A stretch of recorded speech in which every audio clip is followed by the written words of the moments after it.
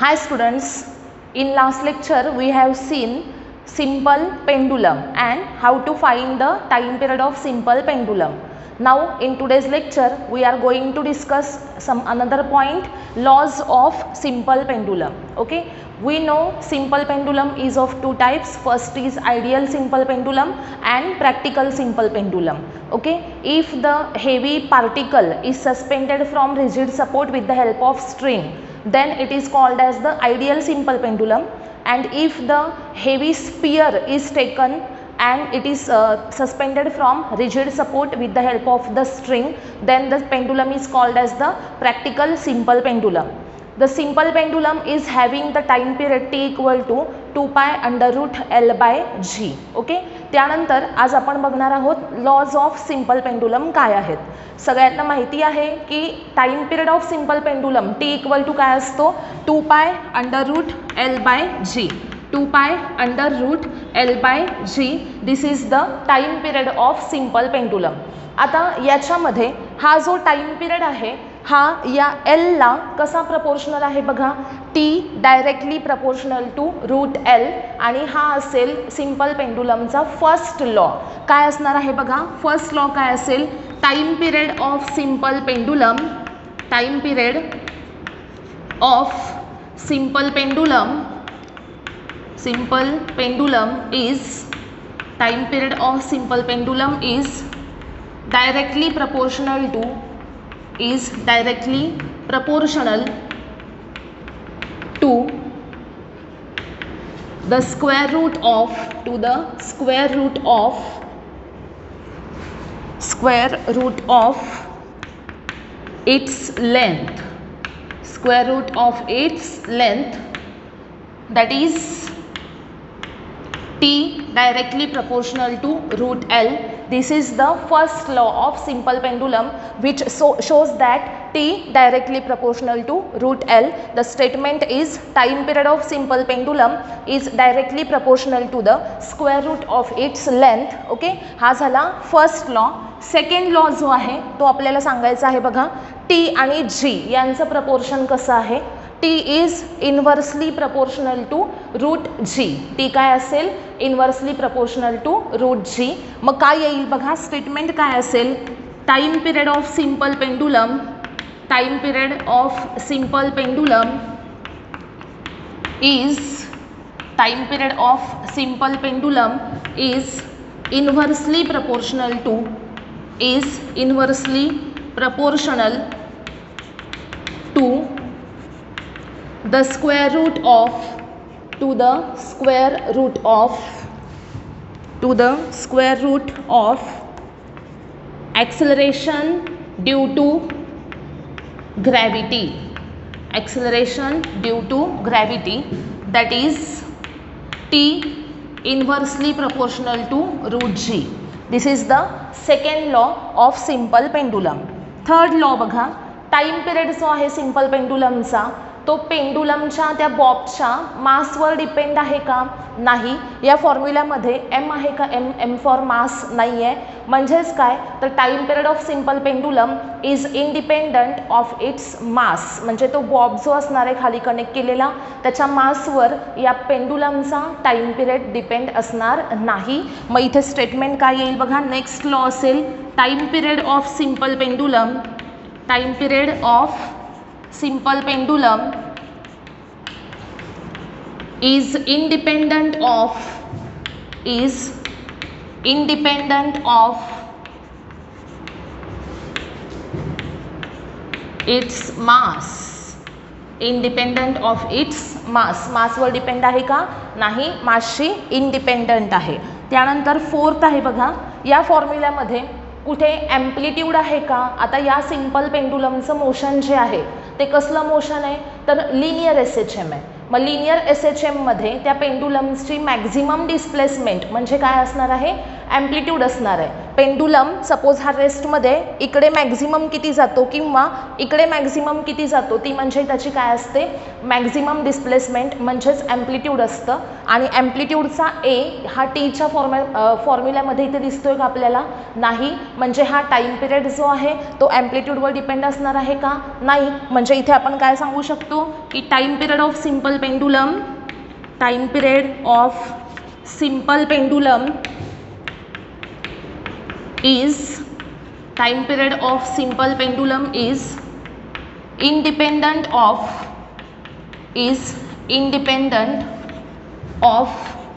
amplitude of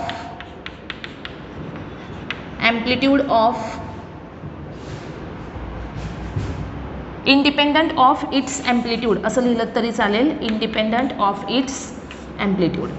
okay. तर अशा प्रकारे इथे आपण 4 लॉज बघितलेले आहेत सिम्पल पेंडुलमसाठी. सिम्पल पेंडुलमचे फर्स्ट 2 लॉ कोणते आहेत लेंथ आणि acceleration due to gravity. Time period of simple pendulum is directly proportional to square root of its length. त्यानंतर सेकंड आहे time period of simple pendulum is inversely proportional to square root of acceleration due to gravity. त्यानंतर third हा मासवर depend नाही म्हणून time period of simple pendulum is independent of its mass. त्यानंतर ॲम्प्लिट्यूडवर depend नाही मग पुढचा लॉ काय येईल time period of simple pendulum is independent of its amplitude. म्हणजे डिपेंड कशावर आहे हे 2 लॉ असतील आणि डिपेंड कशावर नाही याचे 2 लॉ असतील. डिपेंड आहे एल आणि जीवर हे 2 लॉ झाले आणि नेक्स्ट आहेत time period of simple pendulum मासवर आणि ॲम्प्लिट्यूडवर डिपेंड नाही. ओके. तर अशा प्रकारे सिम्पल पेंडुलमचे हे 4 लॉ आहेत. फर्स्ट लॉ जो आहे तो टी आणि एल यांचं रिलेशन दाखवतो. टाईम पिरियड हा एलवर कसा प्रपोर्शनल आहे डायरेक्टली प्रपोर्शनल आहे. म्हणजेच हा जो लॉ आहे याला काय म्हटलं जातं तर लॉ ऑफ लेंथ असं म्हटलं जातं. काय म्हणायचं लॉ ऑफ लेंथ. त्यानंतर सेकंड कोणता आहे बघा की time period of simple pendulum is depending on acceleration due to gravity. मग सेकंड लॉ जो आहे त्याला काय म्हटलं जाईल तर law of acceleration due to gravity. Third law जो आहे हे काय दाखवतो की टी आणि एमचं प्रपोर्शन कसं आहे. टी आणि एम हे एकमेकांवर डिपेंड नाहीत म्हणजेच t is independent of m आहे. म्हणजे हा थर्ड लॉ जो आहे त्याला काय म्हटलं जाईल तर लॉ ऑफ मास असं म्हटलं जाईल. आणि नेक्स्ट बघा time period of simple pendulum ॲम्प्लिट्यूडवर डिपेंड नाही आहे म्हणजे हा जो आहे याला म्हणायचं लॉ ऑफ ॲम्प्लिट्यूड. ओके. असे 4 लॉ आहेत.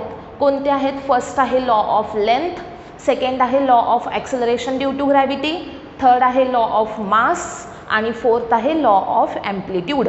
ओके. सगळ्यांनी लक्षात ठेवा laws of simple pendulum 4 laws. Law of length, second law of acceleration due to gravity, third law of mass आणि लास्ट आहे तो लॉ ऑफ ॲम्प्लिट्यूड. ओके. सगळ्यांनी हे नोट करून घ्या.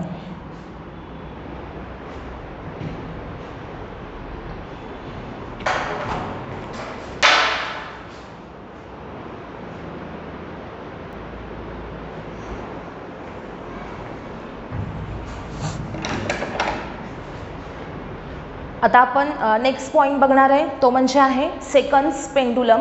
आता सेकंड्स पेंडुलम म्हणजे काय बघा तर a simple pendulum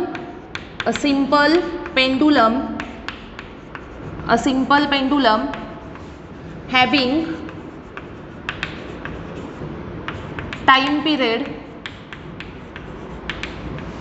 of 2 second is called as seconds pendulum.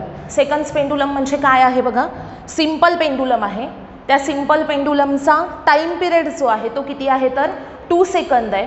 अशा सिम्पल पेंडुलमला काय म्हटलं जातं सेकंड्स पेंडुलम असं म्हटलं जातं. बघा सिम्पल पेंडुलम ज्याचा टाईम पिरियड हा किती आहे 2 सेकंद त्याला काय म्हणायचं आहे सेकंड्स पेंडुलम. सगळ्यांनी हे व्यवस्थित लक्षात ठेवायचं आहे. सिम्पल पेंडुलमचा time period T equal to formula काय असतो 2π√L/g आणि जर टीची व्हॅल्यू ही 2 सेकंद असेल तर त्या सिम्पल पेंडुलमला काय म्हटलं जातं सेकंड्स पेंडुलम. ओके. तर याच्यामध्ये आपल्याला बघा टी इक्वल टू 2π√L/g हा फॉर्म्युला माहिती आहे. हा कुणाचा फॉर्म्युला आहे this is the time period of simple pendulum. आता तुम्हाला काय सांगितलं आहे की सिम्पल पेंडुलमच आहे पण त्याचा टाईम पिरियड किती आहे तर 2 सेकंद. म्हणजे here t is equal to किती असणार आहे 2 सेकंद असणार आहे, कारण हा पेंडुलम कसला आहे सेकंड्स पेंडुलम आहे. मग टीची व्हॅल्यू सपोज 2 सेकंद असेल तर इथे काय येईल बघा, therefore 2 is equal to 2 pi under root L by g. 2 equal to काय असणार 2 pi under root L by g. दोन्ही साईडचा 2 2 कॅन्सल झाला. 1 इज इक्वल टू काय येईल pi under root L by g. Therefore we can say that 1 equal to pi square l upon g. Therefore, L is equal to G upon pi square. L is equal to G upon pi square. This is length of seconds pendulum. Seconds pendulum. Okay, and it is directly proportional to G. L जो आहे तो directly कुणावर depend आहे तर acceleration due to ग्रॅव्हिटीवर. Okay, काय काय समजलं याच्यामध्ये बघा. सेकंड्स पेंडुलम म्हणजे काय तर सिंपल पेंडुलम, ज्या सिंपल पेंडुलमचा टाईम पिरियड हा किती आहे 2 second. A simple pendulum having time period of 2 second is called as the seconds pendulum. So T equal to काय असणार आहे 2 pi under root L by g. दोन्ही साईडला स्क्वेअर घेतला की इक्वेशन काय मिळेल 1 equal to pi under root L by g. आणि मग 1 इज इक्वल टू काय मिळेल पाय स्क्वेअर एल अपॉन जी. मग एल इज इक्वल टू काय असेल g upon pi square. Okay, L equal to g upon pi square हा फॉर्म्युला कुणाचा आहे तर सेकंड्स पेंडुलमच्या लेंथचा. लेंथ ऑफ सेकंड्स पेंडुलम कशी फाइंड आउट केली जाते तर जी अपॉन पाय स्क्वेअर या फॉर्म्युल्यावरून. इथं पायची व्हॅल्यू कशी आहे कॉन्स्टंट आहे, म्हणजे एल जो आहे लेंथ ऑफ पेंडुलम ही डिपेंड कुणावर असेल लेंथ ऑफ सेकंड पेंडुलम जीवर डिपेंड असेल, म्हणजेच कोणावर ॲक्सिलरेशन ड्यू टू ग्रॅव्हिटीवर डिपेंड असेल. आणि ती कशी प्रपोर्शनल आहे त्याला तर डायरेक्टली प्रपोर्शनल आहे ॲक्सिलरेशन ड्यू टू ग्रॅव्हिटीला. जसं आपण म्हणतो की जिथं जीची व्हॅल्यू मॅक्झिमम असेल तिथं एल काय असणार मॅक्झिमम. जिथं जीची व्हॅल्यू मिनिमम असेल तिथे length of seconds pendulum minimum असेल. जी व्हॅरी जसा होईल तशी एल म्हणजे सेकंड्स पेंडुलमची लेंथ काय असणार आहे व्हॅरी होणार आहे, आणि ती कशी डायरेक्टली व्हॅरी होणार आहे. ओके, सगळ्यांना लक्षात आलेलं आहे का बघा. हा झाला सेकंड्स पेंडुलम. त्यानंतर आपण नेक्स्ट पाहणार आहोत angular SHM.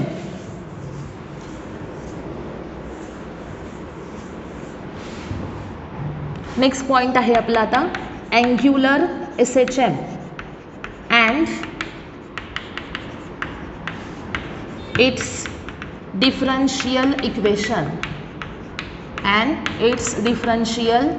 equation angular SHM and its differential equation हा असेल आपला नेक्स्ट पॉइंट. आता अँग्युलर SHM आणि लिनियर SHM याच्यामध्ये फरक काय.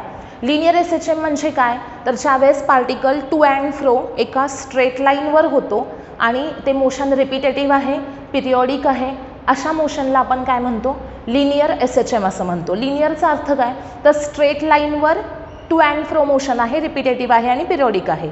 स्ट्रेट लाईनवर असेल तर लिनियर SHM, आणि जर एखाद्या कर्ववर असेल अशा प्रकारचं motion to and fro motion along the curve असेल तर असं जे मोशन आहे त्याला काय म्हटलं जातं अँग्युलर SHM असं म्हटलं जातं. ओके, म्हणजे repetitive to and fro periodic, repetitive to and fro आणि पिरियॉडिक आहे. पण हे जे रिपिटेटिव्ह टू अँड फ्रो आणि पिरियॉडिक मोशन आहे हे कशावर आहे सांगितलं मी एका कर्ववर आहे. एका कर्ववर अशा प्रकारचं मोशन असेल तर त्याला आपण काय म्हणतो अँग्युलर SHM. ओके, तर आता इथे मी तुम्हाला दाखवते बघा अँग्युलर SHM कशा प्रकारे असणार आहे. सपोज ही एक डिस्क आहे ही, आणि ही जी डिस्क आहे ही सपोज अशी आपण इथं एका सपोर्टला काय केली आहे सस्पेंड केलेली आहे. हा वर एक सपोर्ट आहे, त्या सपोर्टला इथं एक डिस्क काय केली सस्पेंड केलेली आहे. आणि सपोज ही जी डिस्क आहे या डिस्कला मी काय केलं सपोज असं रोटेशन दिलं, म्हणजे काय केलं डिस्क सस्पेंड केली आहे आणि मी आहे ना तिला अशी फिरवली आणि सोडून दिली. काय करायचं आपण तिला थोडंसं मोशन द्यायचं अँटी क्लॉकवाईज किंवा क्लॉकवाईज. ओके, डिस्क आहे रूफला काय केलं रूफला एक स्ट्रिंग कनेक्ट केली आणि त्या स्ट्रिंगला खाली एक डिस्क जोडली, आणि ती डिस्क जी जोडलेली असणार आहे त्या डिस्कला स्लाइटली फक्त असं टर्न करायचं आणि सोडून द्यायचं. सोडून दिल्यावर ती डिस्क कशी होईल बघा इकडे थोडी जाईल इकडे थोडी जाईल. असं तिचं मोशन स्टार्ट होईल, बरोबर. म्हणजे ती डिस्क जी आहे ती रोटेशनल मोशनमध्ये जाते, पण कॉन्स्टंटली अशी एका डायरेक्शनमध्ये मूव्ह होते का? नाही. मी त्या डिस्कला असं फिरवलं आणि सोडून दिलं तर ती डिस्क काय करेल? जेवढं डिस्टन्स इकडे आलेली आहे तेवढंच डिस्टन्स ती पलीकडे जाणार, परत तिकडनं परत तेवढंच डिस्टन्स इकडे येणार, परत ती पलीकडे जाणार. म्हणजे काय? तर तो जो कर्व असणार आहे, कर्व, त्या कर्ववरती अशी पुढे मागे होणार आहे. म्हणजे clockwise anti clockwise, clockwise anti clockwise असं तिचं मोशन चालू राहणार आहे. आणि ते एकाच पाथवर आहे, रिपिटेटिव्ह आहे, पिरियॉडिक आहे आणि फक्त इथे कसला पाथ आहे? कर्व शेपचा पाथ आहे. म्हणजे रिपिटेटिव्ह, पिरियॉडिक आहे आणि आपण काय म्हणतो? अलॉंग द सेम पाथ आहे. To and fro. To and fro म्हणजे कसं? एकदा इकडे जाणार आहे, एकदा इकडे येणार, ह्याला म्हणायचं टू अँड फ्रो मोशन, बरोबर. मग आता फक्त इथे फरक काय आहे? तर हे मोशन कर्ववर होतंय, स्ट्रेट लाईनवर होत नाही. कशावर होतंय? एका कर्ववर होतंय अशा प्रकारे. ओके. म्हणजे इथं हे कर्ववर मोशन होत असल्यामुळे याला आपण काय म्हणतो? तर अँग्युलर SHM असं म्हणतो. म्हणजे SHMच्या सगळ्या प्रॉपर्टीज याच्याकडे आहेत, फक्त त्याचा पाथ जो आहे तो स्ट्रेट लाईन नाही आहे, तर कसला पाथ आहे? तर तो कर्व पाथ आहे. आणि त्यामुळे त्या SHMला आपण काय म्हणतो? तर अँग्युलर SHM असं म्हणतो. ओके. आता अँग्युलर SHM म्हणजे काय हे कळलं असेल सगळ्यांना. ओके. लिनियर SHM म्हणजे काय? टू अँड फ्रो आहे, रिपिटेटिव्ह आहे, पिरियॉडिक आहे, स्ट्रेट लाईनवर आहे, त्याला काय म्हणतो? Linear SHM. सपोज पिरियॉडिक आहे, रिपिटेटिव्ह आहे, टू अँड फ्रो आहे, फक्त कर्व शेपवर आहे, आता त्याला काय म्हणणार आपण? Angular SHM. ओके. तर इथं याचं मोशन कसलं होणार आहे? तर अँग्युलर SHM. जसं आपण म्हणतो की फोर्स अप्लाय केल्यानंतर लिनियर SHM होतं, बरोबर. आपण काय अप्लाय करतो? लिनियर SHM मध्ये काय अप्लाय करतो? फोर्स अप्लाय करतो ना. आणि फोर्स अप्लाय केल्यानंतर तो पार्टिकल टू अँड फ्रो असा मोशनमध्ये जातो. आणि जसं की तुम्हाला सांगितलं होतं मी, स्प्रिंग आहे, ती वॉलला कनेक्टेड आहे, त्याला पुढे ब्लॉक कनेक्टेड आहे, तो ब्लॉक आपण इकडे असा डिस्प्लेस करतो. डिस्प्लेस करतो म्हणजे काय करतो? फोर्स अप्लाय करतो. किंवा तो ब्लॉक जो आहे तो असा आपण इकडे प्रेस करतो, म्हणजे आपण फोर्स अप्लाय करतो. म्हणजे जसं लिनियर मोशनसाठी फोर्स नेसेसरी आहे, तसंच रोटेशनल किंवा अँग्युलर मोशनसाठी काय नेसेसरी असतं? टॉर्क नेसेसरी असतं. म्हणजेच इथे हा रोटेट होतोय ना, असा रोटेट होतोय क्लॉकवाईज अँटी क्लॉकवाईज. म्हणजेच ह्याला आपण काय अप्लाय केलं? तर टॉर्क अप्लाय केलं, म्हणून तो रोटेट व्हायला लागला, बरोबर. मग आता आपण टॉर्क अप्लाय केल्यानंतर त्या डिस्कमध्ये सुद्धा एक प्रकारचं टॉर्क प्रोड्यूस होणार आहे. आणि ते टॉर्क जे आहे ते कोणतं टॉर्क असेल? तर रिस्टोरिंग टॉर्क असेल. जसं आपण म्हणतो की लिनियर मोशनमध्ये, लिनियर SHM मध्ये त्या ब्लॉकमध्ये कसलं फोर्स डेव्हलप होतं? रिस्टोरिंग फोर्स डेव्हलप होतं. ब्लॉक आहे सपोज असा आणि इथं स्प्रिंग कनेक्टेड आहे आणि ह्या ब्लॉकला तुम्ही काय केलं? असं स्ट्रेच केलं आणि तो ब्लॉक जर इथे आला स्ट्रेच केल्यानंतर, तर आपण सपोज इकडे फोर्स अप्लाय केलेला आहे, तर ही स्प्रिंग जी आहे हे कसलं फोर्स आहे? अप्लाइड फोर्स आहे, ते राईटला आहे सपोज. तर ही स्प्रिंग जी आहे ती ब्लॉकला इकडे पुल करत असते आणि हे फोर्स कुणी अप्लाय केलेला आहे? स्प्रिंगने अप्लाय केलेला आहे. कशासाठी? तर ह्या स्प्रिंगची ओरिजिनल ही पोझिशन रिस्टोर म्हणजे परत मिळवण्यासाठी. म्हणजे हा ब्लॉक जो इथे होता पहिल्यांदा, तुम्ही स्प्रिंगला स्ट्रेच केल्यानंतर तो इकडे आलेला आहे, मग ह्या ब्लॉकला परत इथं यायचं आहे. म्हणजेच या स्प्रिंगला काय करायचं आहे? स्वतःची ओरिजिनल डायमेन्शन्स रिस्टोर करायची आहेत. त्यासाठी ही स्प्रिंग या ब्लॉकवर काय करते? फोर्स एक्झर्ट करते. ही स्प्रिंग या ब्लॉकवर फोर्स एक्झर्ट करते आणि मग त्यामुळे हा ब्लॉक जो आहे तो इथे येतो, ज्यावेळेस स्प्रिंग त्याला स्वतःकडे पुल करते. मग हे फोर्स स्प्रिंगनं ब्लॉकवर एक्झर्ट केलं, कशासाठी? तर ओरिजिनल डायमेन्शन्स रिस्टोर करण्यासाठी. म्हणजे हे जे फोर्स आहे याला आपण काय म्हणतो? रिस्टोरिंग फोर्स असं म्हणतो. सेम त्याच प्रकारे सपोज एखादी डिस्क तुम्ही रूफला सस्पेंड केलेली असेल, त्या डिस्कला मी असं फिरवलं आणि त्यानंतर सोडून दिलं. पहिल्यांदा डिस्क कशी होती? रेस्टमध्ये होती. त्यानंतर मी सपोज तिला फिरवलं आणि सोडून दिलं, तर ती अशी मोशनमध्ये जाणार आहे, बरोबर. हे कसलं मोशन असणार आहे? SHM, पण कसलं? Angular SHM. त्यावेळेस काय केलं जाईल बघा, तर ज्यावेळेस आपण इथे काय अप्लाय केलेलं आहे? फोर्स अप्लाय केलं आणि त्यामुळे याचं कसलं मोशन झालं? एका स्ट्रेट लाईनवरचं. आणि म्हणून आपण म्हणतो की लिनियर मोशनसाठी जसं फोर्स नेसेसरी आहे, तसंच अँग्युलर मोशनसाठी काय नेसेसरी आहे तर टॉर्क नेसेसरी आहे. म्हणजे इथं आपण अप्लाय केलं टॉर्क आणि त्या डिस्कवर आणखीन एक टॉर्क अप्लाय झालं ते म्हणजे कोणतं असेल तर रिस्टोरिंग टॉर्क अप्लाय झालं असेल. रिस्टोरिंग टॉर्क का अप्लाय झालं तर ओरिजिनल डायमेन्शन्स रिस्टोर करण्यासाठी. आणि हे जे रिस्टोरिंग टॉर्क आहे हे डिपेंड कुणावर असेल तर डिस्प्लेसमेंटवर. आणि ते कसं असेल तर directly proportional to displacement and minus sign indicate it is opposite to displacement. जसं इथे मी तुम्हाला सांगितलं होतं की तुम्ही इथं जे फोर्स अप्लाय केलं, जेवढी काही डिस्प्लेसमेंट झालेली आहे स्प्रिंगची त्याच्यावर डिपेंड असणार आहे की स्प्रिंग या ब्लॉकवर रिस्टोरिंग फोर्स किती अप्लाय करेल. सपोज तुम्ही या ब्लॉकला खूप जास्त डिस्प्लेस केलं तर ओरिजिनल डायमेन्शन्स परत मिळवण्यासाठी या स्प्रिंगला त्या ब्लॉकवर खूप जास्त फोर्स अप्लाय करावा लागेल. पण सपोज तुम्ही कमी डिस्प्लेस केलं तर इथे फोर्स पण कमी अप्लाय करावं लागेल. म्हणजे रिस्टोरिंग फोर्स हे डिपेंड कुणावर आहे तर डिस्प्लेसमेंटवर डिपेंड आहे. मग सेम तसंच इथे आपण काय म्हणणार की रिस्टोरिंग टॉर्क फोर्सच्या ऐवजी कोण आलं रिस्टोरिंग टॉर्क आलं.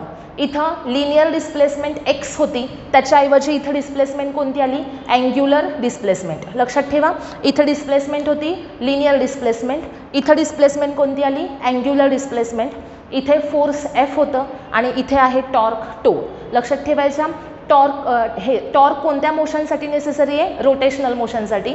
फोर्स कुठे नेसेसरी आहे लिनियर मोशनसाठी. त्यानंतर इथं लिनियर डिस्प्लेसमेंट एक्स आहे, इथं अँग्युलर डिस्प्लेसमेंट थीटा आहे. जसं आपण इथे सांगतो की एफ प्रपोर्शनल टू -x कारण इथे ऑसिलेशन्स प्रोड्यूस होतात आणि त्याच्यामध्ये फोर्स प्रपोर्शनल टू काय असतं -x. आता इथे हे जे ऑसिलेशन्स प्रोड्यूस होतात हे अशा प्रकारे ज्यावेळेस ते क्लॉकवाईज अँटी क्लॉकवाईज मूव्ह होते इथे एक प्रकारचे ऑसिलेशन्स प्रोड्यूस होतात आणि हे जे ऑसिलेशन्स आहेत त्यांना काय म्हटलं जातं तर अँग्युलर ऑसिलेशन्स असं म्हटलं जातं. अँग्युलर ऑसिलेशन्स म्हटलं जाईल. जसं इथे लिनियर ऑसिलेशन्स प्रोड्यूस होतात तसं इथे काय प्रोड्यूस होतात तर अँग्युलर ऑसिलेशन्स प्रोड्यूस होतात. आणि रिस्टोरिंग टॉर्क्स प्रपोर्शनल टू काय असतं -θ.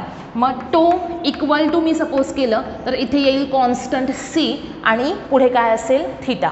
हे काय रिप्रेझेंट करत आहे restoring torque produced during the angular oscillations is directly proportional to the angular displacement and it is oppositely directed to the angular displacement. Okay तो equal to काय असेल -c θ.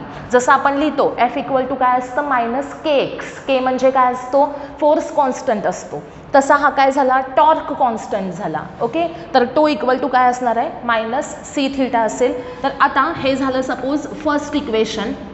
त्यानंतर आपल्याला माहिती आहे बघा की टो इक्वल टू काय असतं आय अल्फा. आपण रोटेशनल मोशन हा टॉपिक बघितला त्याच्यामध्ये टो इक्वल टू रिलेशन काय आहे आय अल्फा. आणि आत्ता इथे इक्वेशन आपल्याला काय मिळालं टो इक्वल टू -c θ. आता इक्वेशन 1 आणि 2 यांच्यावरून आपण काय सांगू शकतो from equations 1 and 2 we can say that from equations 1 and 2 we can say that I alpha is equal to -c θ.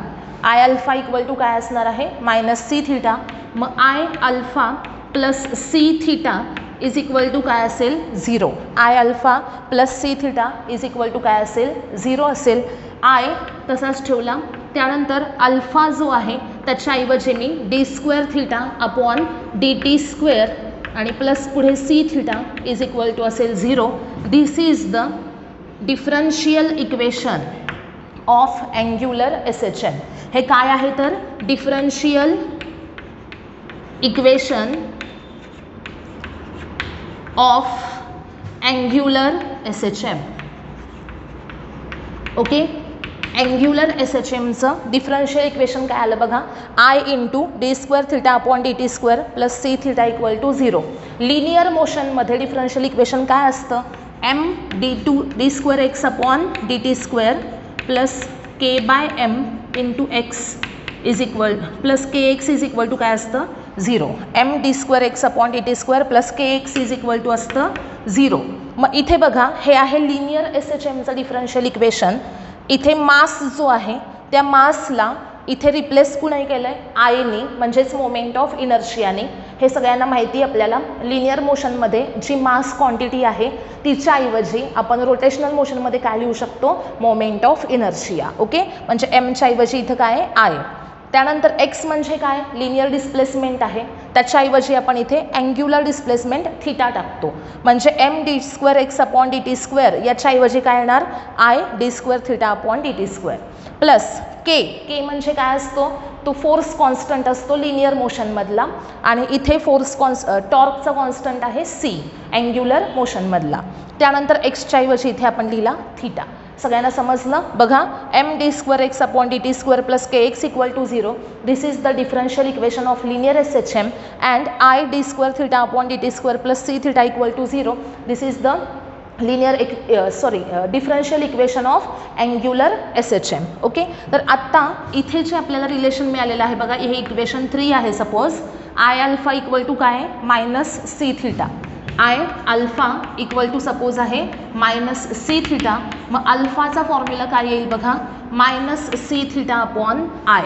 आणि हे काय आहे तर अँग्युलर ॲक्सलरेशन आहे. अल्फा इज अँग्युलर ॲक्सलरेशन आणि अल्फाचा formula minus C theta upon I आहे. म्हणजे alpha directly proportional to minus theta आहे. अल्फा इक्वल टू काय, minus C theta upon I, म्हणजे अल्फा प्रपोर्शनल टू काय आहे, minus theta. That is angular acceleration is directly proportional to the angular displacement and it is opposite to that of the angular displacement. आता suppose आपल्याला time period find out करायचा आहे.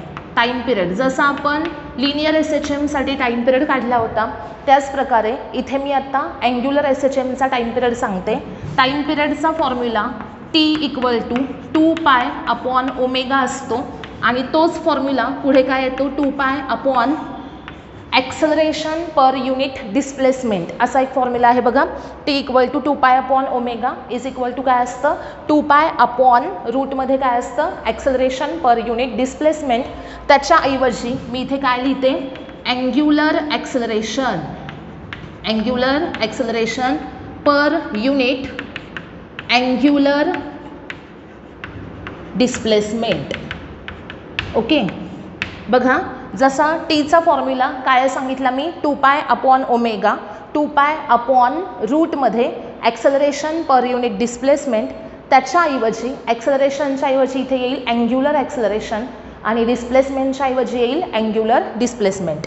म्हणजेच पुढे काय येणार बघा, 2 पाय अपॉन रूटमध्ये अँग्युलर ॲक्सलरेशन असतं अल्फा, अँग्युलर डिस्प्लेसमेंट असते थिटा. ओके, मग 2 पाय अपॉन बघा अल्फा अपॉन थिटा पाहिजे आपल्याला, अल्फा अपॉन थिटा. बघा याच्यावरून अल्फा अपॉन थिटा आपण काय सांगू शकतो, मायनस सी बाय आय.